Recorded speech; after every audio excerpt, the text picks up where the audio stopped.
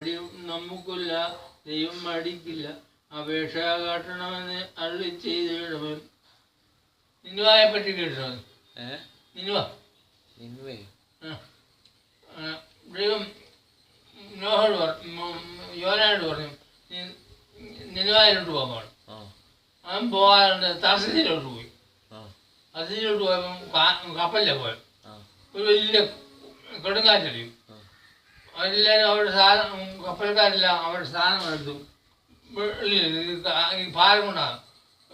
അങ്ങനെ ഈ കപ്പലിൻ്റെ അടുത്തട്ടി കിടന്ന് ഈ യോന കിടന്ന് ഉറങ്ങുമായിരുന്നു. അവർ ഈട്ടിട്ടപ്പോൾ ഇവനെയാണ് ഈട്ട് വന്നു. അവനോട് പറഞ്ഞു, അവൻ പറഞ്ഞ് എടുത്തിട്ടോളാൻ പോകണം. ഒരു വലിയ മത്സ്യം വന്നു ഇവനെ അങ്ങ് വിഴുങ്ങി. ഛർദ്ദിച്ച് കളഞ്ഞു.